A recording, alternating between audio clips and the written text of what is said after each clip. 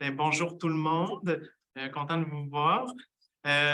Aujourd'hui, en fait, on a un événement, en fait, une présentation de Mélanie Champoux qui va nous parler, en fait, de l'étape de la problématisation en recherche en éducation relative à l'environnement. C'est une activité qui se déroule dans le cadre, en fait, de ce qu'on a appelé, quand j'étais étudiant avec d'autres étudiants, ce qu'on avait appelé les flashs météo, qui est un des deux espaces étudiants par les étudiants et pour les étudiants. Les flashs météo, en fait, ça se voulait des espaces de réflexion sur des questionnements, des enjeux théoriques ou méthodologiques dans le cadre du processus de recherche.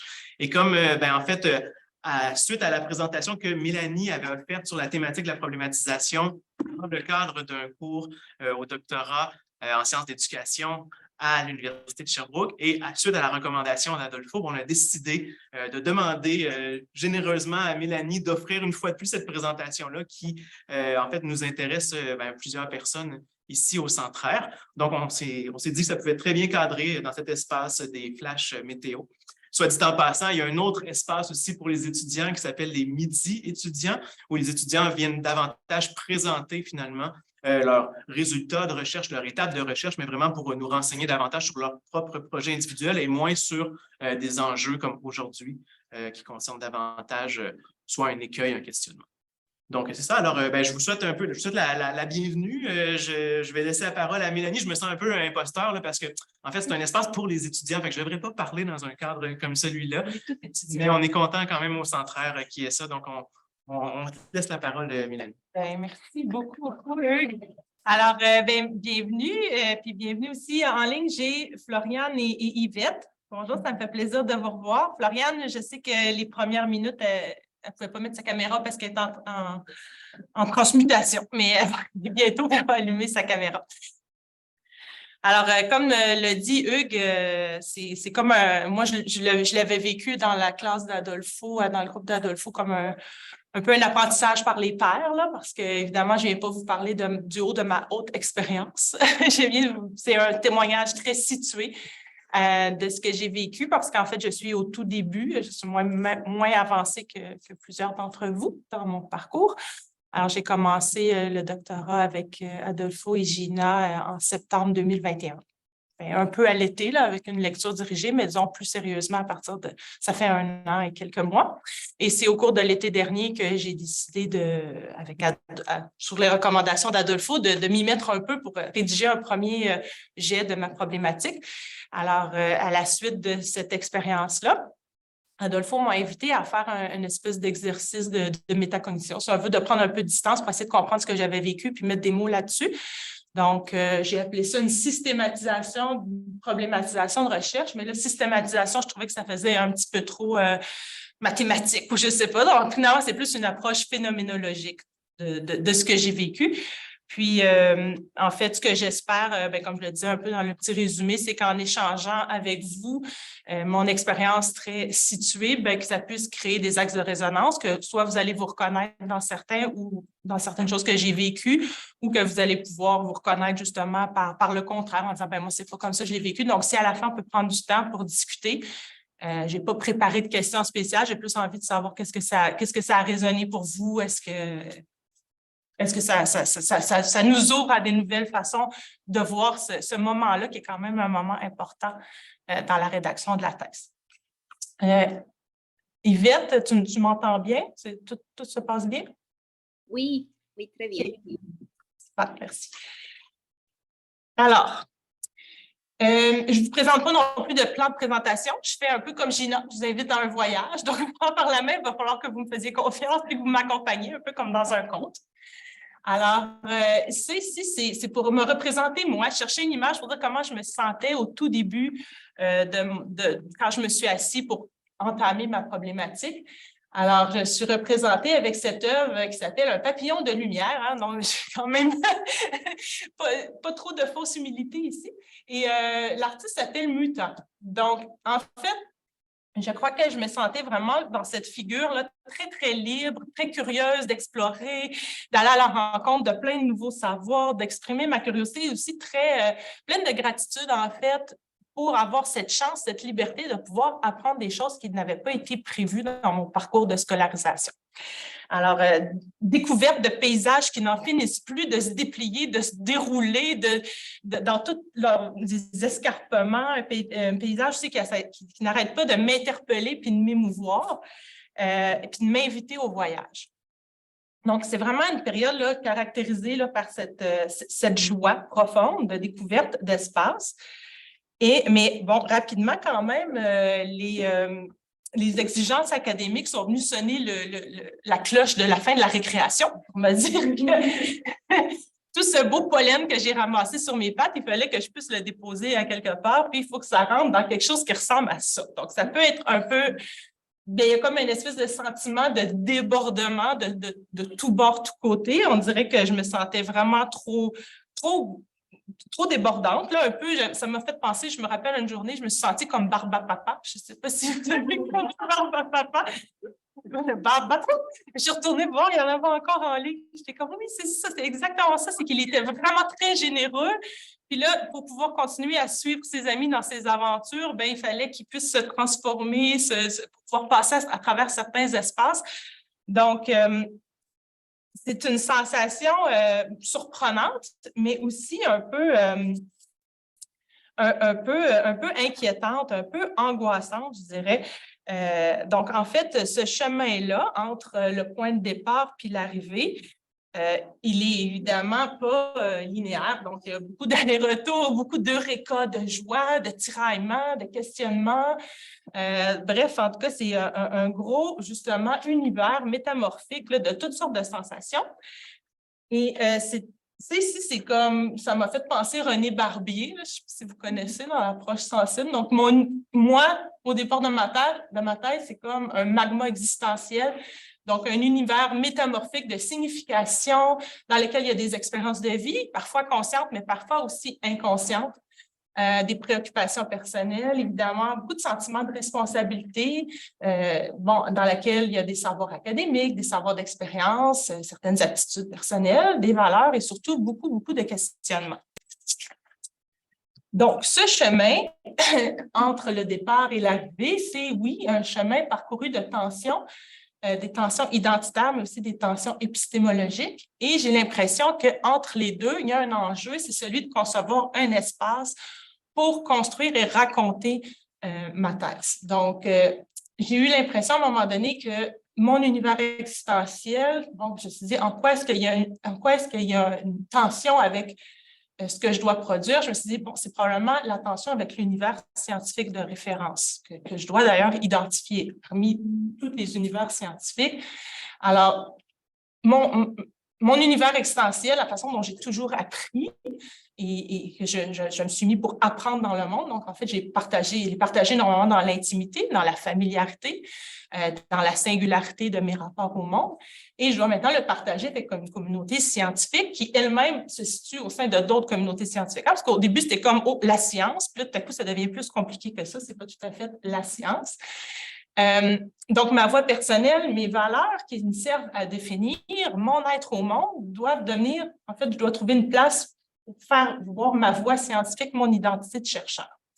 Ma façon d'apprendre, de comprendre, de développer des réponses, c'est un habitus que j'ai construit, que j'ai développé au cours de ma vie, puis que j'ai forgé dans une diversité de contextes et de milieux. Et donc, ça doit se transposer dans une ou la méthode scientifique. Encore là, je suis comme souvent, bon, on dirait qu'il y a des canons de la science, puis il y a aussi des échappées là-dedans qui sont plus comme une méthode scientifique parmi d'autres. Puis ma façon d'exprimer mes questionnements, mes doutes, mes valeurs, mes désirs, mes aspirations, mes savoirs, bien, tout ça, normalement, comment je le fais, tout à coup, je dois le communiquer dans une forme reconnue, dans une communication dite scientifique qui a ses normes. Donc, je dois passer, en fait, de mon mode d'être à un mode d'être. Donc, il y a une forme d'exigence de normativité qui est plus ou moins pesante selon où est-ce que je me situe dans le temps, là, dans mon parcours. Puis, je me suis aperçue que ça faisait surgir une triple préoccupation de résonance pour moi. En fait, je me sens préoccupée à ce que mon projet de recherche résonne avec mon projet de vie, avec ce que je suis, avec ce que je porte, que mon projet de recherche résonne par rapport à une communauté de chercheurs auprès de qui je veux faire valoir des savoirs, et aussi que ça résonne avec une communauté, puisqu'on est en éducation, de praticiennes et de praticiens en éducation. Donc, il y a triple préoccupation de résonance. Alors, ce processus, en fait, je me suis dit, c'est peut-être aussi comme un processus duquel je pars d'une idiosyncrasie à une science, et c'est une sorte d'acculturation, finalement, d'où vient probablement mon sentiment de compression que j'assimile à une certaine dose de violence ontologique. Alors, ça a l'air beau à dire, mais c'est comme ça que je le dirais, parce que je me suis posé la question, oui, mais en fin de compte, ce qui me fait peur, c'est qui vais-je devenir à la suite de ce processus? Alors, je l'ai exprimé un peu avec l'œuvre de Goya, de Saturne qui dévore un de ses fils. Alors, il y a plusieurs interprétations de cette œuvre, entre autres du contexte politique dans lequel elle a été peinte, dans lequel on pourrait penser que peut-être que Goya voulait représenter l'État qui dévore ses citoyens, mais bon, ce n'est pas Goya qui le dit. Alors, mais c'est ça, pour pouvoir continuer à avancer, je me suis dit qu'il fallait que je comprenne mieux mes peurs, que j'aille à leur rencontre pour pouvoir... non pas nécessairement les effacer, mais en tout cas être capable de faire avec.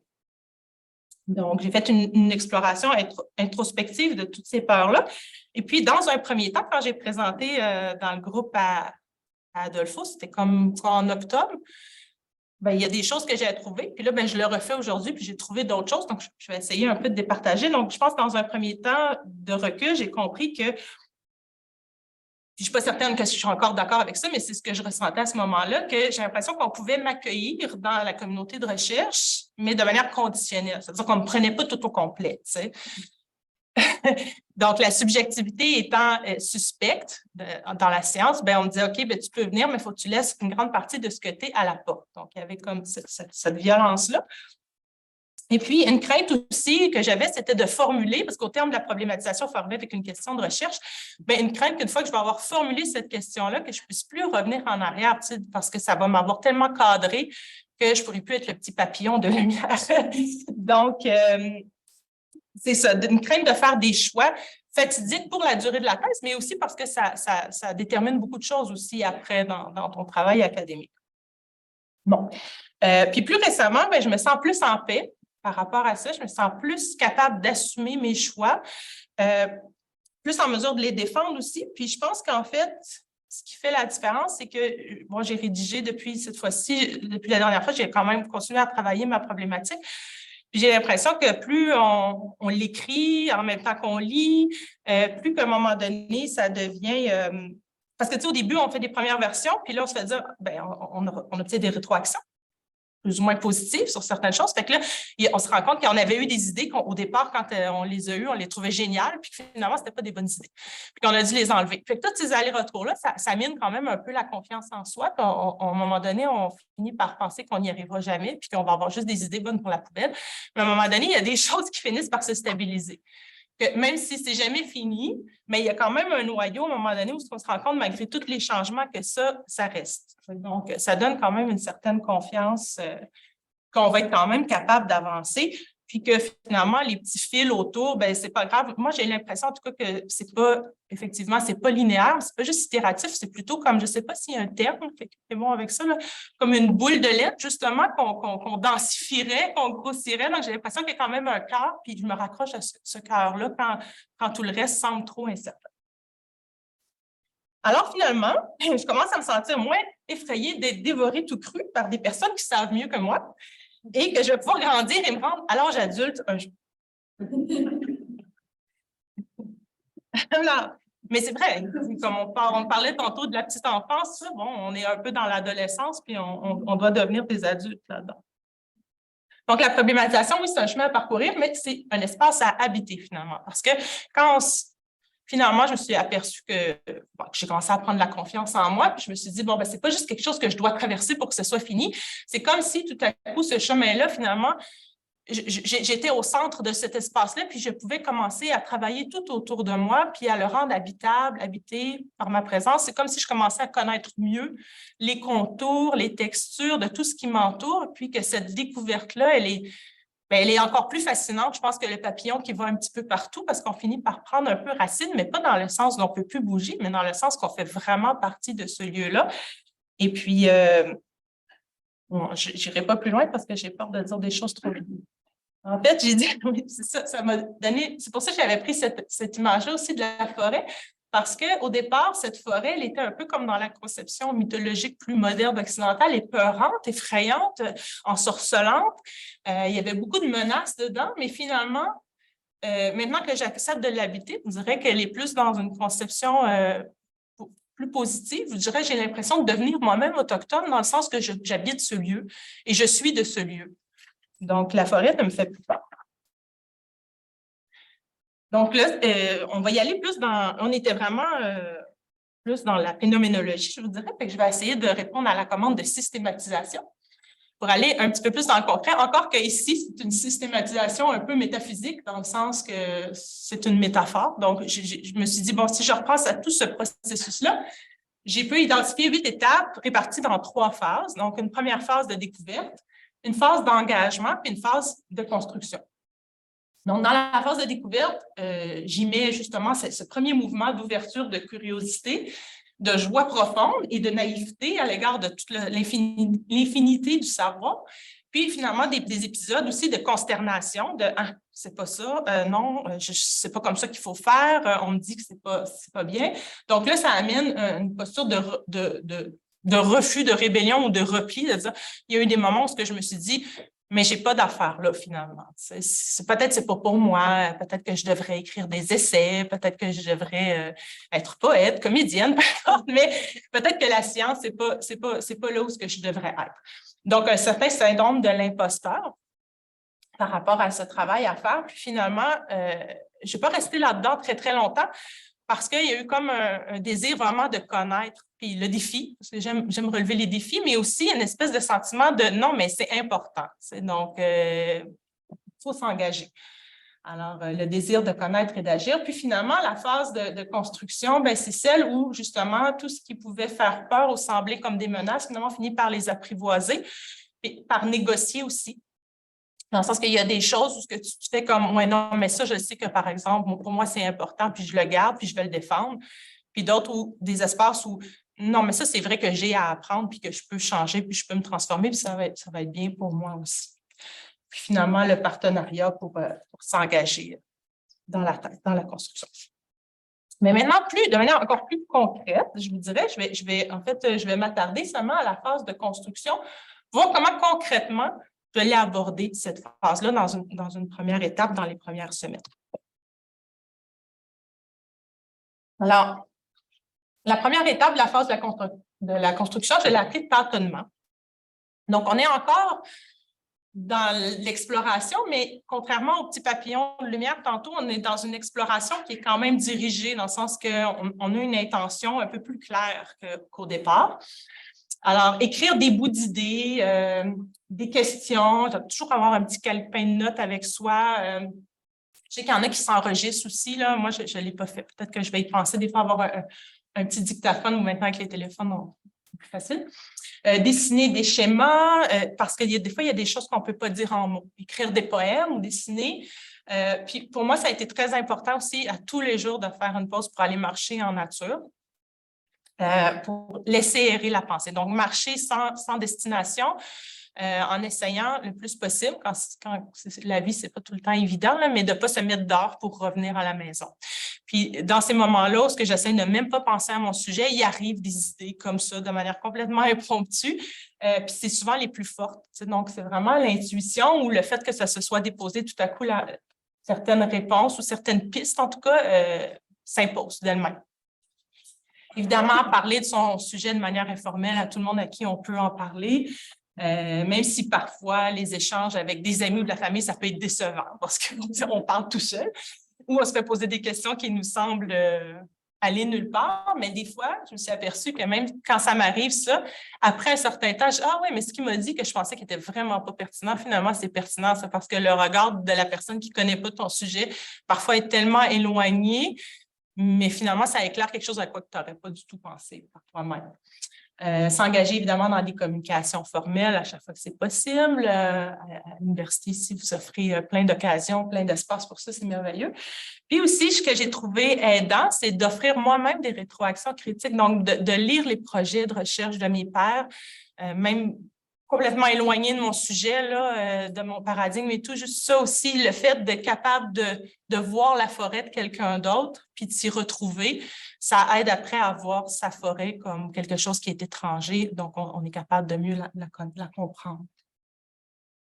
Donc, à ce moment-ci, je pense que tantôt, j'avais dû annoncer ceci ici. Donc, parfois, il apparaissait dans cette étape-là un petit objet de recherche, parce qu'on est toujours à la recherche de son objet de recherche. Il apparaissait comme dans un petit coin, j'ai dit de manière fugace. Puis, si ça vous tente, je vais vous partager des petits extraits de communication courriel que j'ai envoyés à Adolfo, parce qu'en fait, moi, je ne tiens pas de journal, en tout cas pas encore, parce que de tenir un journal, pour moi, c'est comme une tâche. Puis comme je suis très extravertie, souvent, j'ai des réflexions, j'ai des choses qui se passent, puis il faut que je le dise, il faut que je le dise, il faut que je le dise, puis il faut que je trouve une oreille. Fait que moi, j'envoie tout ça à toutes sortes de moments du jour et de la nuit, mais il n'est pas obligé de me répondre. Puis là, moi, j'envoie ça dans mon petit dossier journal. Fait que, mais au moins, j'ai un interlocuteur à qui je m'adresse. Donc, je vous lis un extrait, 16 mai 2022. Alors, juste un petit mot pour te dire que ma première semaine de travail sur ma problématique s'est bien déroulée. Ça fait du bien de se plonger dans l'écriture, j'adore ça. Et même si je ne suis pas très avancée dans l'écriture de mon premier chapitre, ce matin, j'ai cru apercevoir du coin de l'œil mon problème de recherche. Subrepticement, il a traversé en coup de vent la pièce dans laquelle je pliais des vêtements. C'était samedi matin, je suis pas mal sûre. Et j'ai peint son portrait de manière un peu impressionniste en attendant d'avoir l'opportunité de le rencontrer plus longuement. C'est excitant. Et le 29, donc une dizaine de jours après, bon dimanche matin, mon problème de recherche est presque rentré par la grande porte ce matin. Comme il était encore un peu tôt pour un dimanche matin, il a simplement laissé sa carte de visite qui disait ceci. Le drame, c'est que jusqu'ici, on ne s'est pas intéressé aux personnes, on a tenté d'intéresser les personnes. Et je l'ai envoyé à eux aussi, ce petit mot-là. Il me parlait trop fort. Et puis, ça, c'est ce que j'avais préparé, c'est ce que j'avais écrit à ce moment-là, puis que j'ai partagé dans la dernière rencontre, dans le groupe avec Adolfo. Mais là, dernièrement, j'ai fait des lectures, j'ai trouvé des résonances de ça dans la littérature. Donc, je vous donne deux petites citations. Donc, Simard, dans sa thèse, a écrit « La recherche est un état d'éveil, une tension, une vigilance, un commerce avec les choses, les livres, les interlocuteurs, les films, les œuvres, les musiques, l'écriture, aussi, enfin, toutes choses d'où peuvent surgir des associations fécondes, des images inattendues, des métaphores éclairantes, des épiphanies, des surprises libératrices. La découverte vient pour celui qui cherche. » Donc, effectivement, j'étais plus... Quand on est le papillon, on a plein de choses qui nous habitent, mais là, quand on est en train de chercher quelque chose, même si ce n'est pas très précis, on dirait que c'est quand même plus fécond. Et il y a aussi une citation de Foucault dans Archéologie du savoir, qui dit « Pour garder ses pensées à sa disposition, il faut les mettre par écrit. Il faut en faire pour soi-même la lecture, que ces pensées soient l'objet de tes conversations avec toi-même ou avec un autre. » Voilà. Alors, la deuxième phase, la deuxième étape dans la phase de construction, donc c'est plus proprement l'enquête. Donc là, c'est à un moment donné où, à force de faire plein de lectures flottantes, puis tu as l'impression d'avoir quand même un cadre d'analyse, des lunettes assez précises. Tu te dis, OK, bon, ben, je l'ai vu un petit peu dans le coin de ma chambre, l'objet de recherche, mais ce n'est pas encore très clair. Mais là, il faut que j'enquête de manière plus sérieuse. Donc, c'est ça, polir et ajuster ses lunettes, partir à la rencontre des personnes qui ont fréquenté un personnage qu'on ne connaît pas encore. C'est quand même un enjeu. T'sais, on a l'impression de savoir à peu près ce sur quoi on veut travailler, puis il faut qu'on trouve des textes qui en parlent. Donc, c'est beaucoup d'aller-retour, donc avec recension par mots-clés, lire beaucoup, faire des recensions boule de neige, c'est-à-dire aller voir les auteurs cités par les auteurs qu'on lit, faire des entretiens informels. Alors, moi, j'ai contacté des professeurs que je sais qui ont travaillé sur un sujet semblable à ce sur quoi je voulais travailler. Puis avoir beaucoup de sensibilité, d'ouverture, d'attention. Puis là, c'est quelque chose qu'on ne peut jamais mettre dans sa méthodologie, mais on peut rêver aussi, parce que moi, souvent, quand je me réveille le matin, si je n'ai pas un cadran, que je me réveille par moi-même, c'est là où j'ai le plus d'idées, où on dirait comme si toutes les idées que j'avais finissent par se tisser ensemble puis donner quelque chose d'un petit peu plus précieux. Donc, d'avoir un petit calepin à côté du lit, ça permet de prendre en note ses rêves et de s'en servir ensuite. Donc, j'ai aussi des petits extraits, je ne sais pas si aimez-vous ça. Donc, le 30 mai, donc ça va vite, là, hein, c'est comme tout ensemble.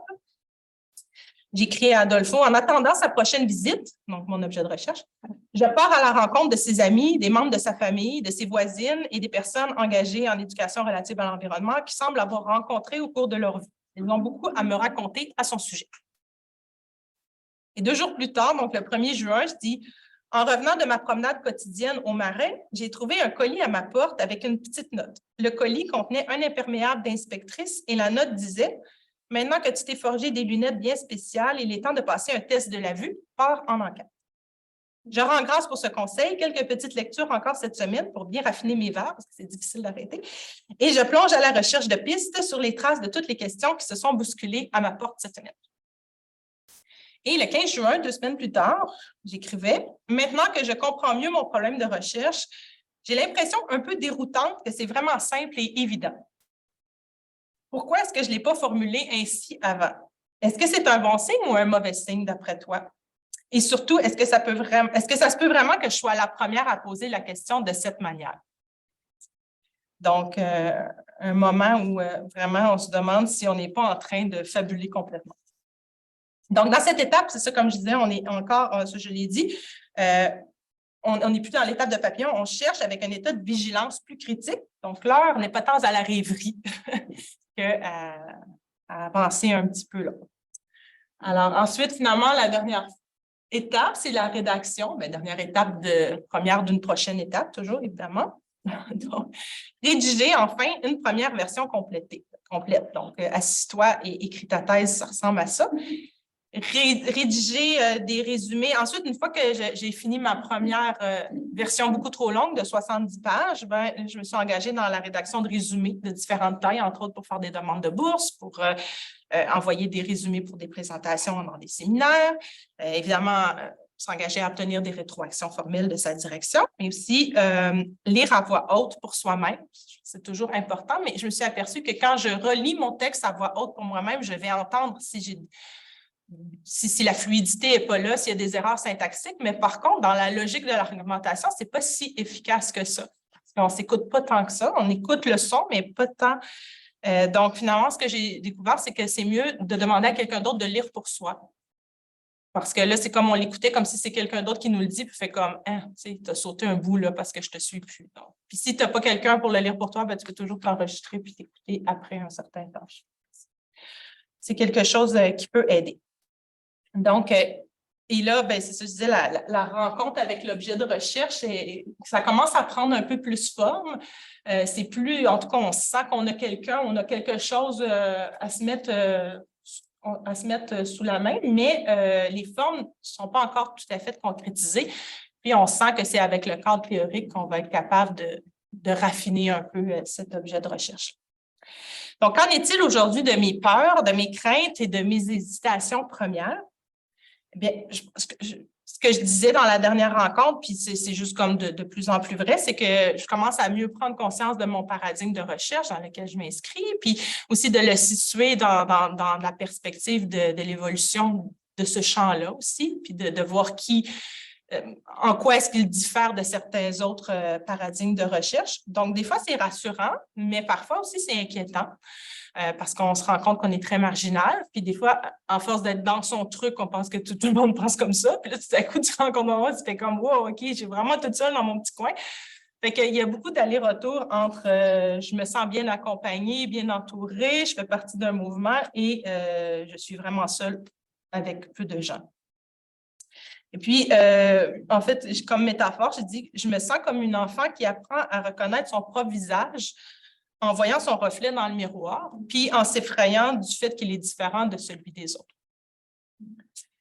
Donc, je me demande encore souvent comment faire de la place pour mes valeurs dans ma thèse, puis comment faire de la place pour la poésie aussi, dans toutes ces normes. J'entretiens aussi encore une crainte parce qu'en fait, plus on comprend, plus on lit, plus on s'intéresse à notre sujet, plus finalement, les questions qu'on se posait, elles changent d'orientation, elles changent de perspective. Donc, c'est ça comme, est-ce que je vais être intéressée par mon sujet jusqu'à la fin? Est-ce que je vais trouver ma question de recherche encore bien posée jusqu'à la fin?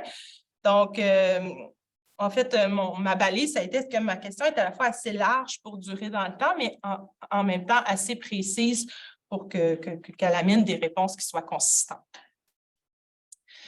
Et donc, quand j'ai eu fini la rédaction de cette première version, puis toutes les autres petites versions en différents formats, en fait, ce que je me suis aperçue, c'est que tout le cheminement, le parcours que j'avais fait pour me rendre, donc de ma préoccupation initiale à mon objet, à ma question de recherche, c'était un chemin qui m'appartient. Donc, ce n'est pas nécessairement le chemin qu'il faut raconter, en tout cas pas de cette façon-là. Donc, il m'a fallu un peu faire volte-face, puis me dire, bien, finalement, le bout de l'entonnoir par lequel je suis sortie, puis où j'ai rencontré mon objet, c'est aussi par là que je dois rentrer maintenant. Parce que sinon, c'est trop dur pour quelqu'un de te suivre quand tu lui racontes toutes les péripéties de ta cognition. Il y a des choses qui ne sont pas utiles à la compréhension.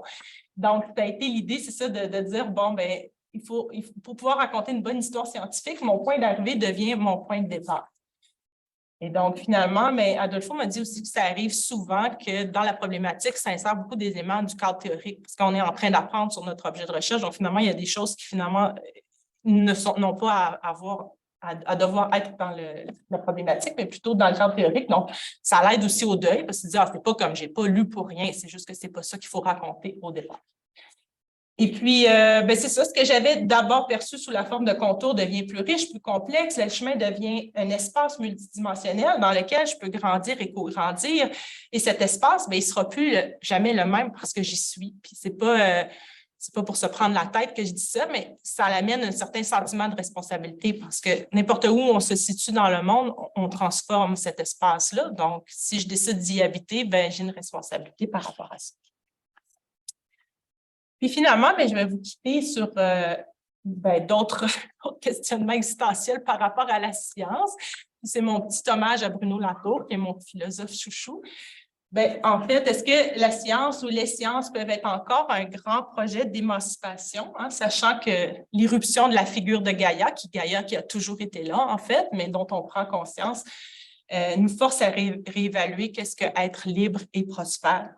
Est-ce que la science ou les sciences même sont condamnées à être utiles à une poignée de subjectivité ou est-ce qu'elles peuvent encore remplir leurs promesses de vitalité? En fait, est-ce que la nécessaire métamorphose de notre manière d'envisager l'émancipation en passant d'une conception d'arrachement, de surplomb, de domination de la nature, de contrôle, à une émancipation basée sur des principes de connexion, de partage, d'entraide, d'enchevêtrement avec les autres êtres pour tisser ensemble le tissu de la vie, est-ce que les sciences peuvent être capables de suivre ce mouvement-là? Je vous remercie de votre écoute.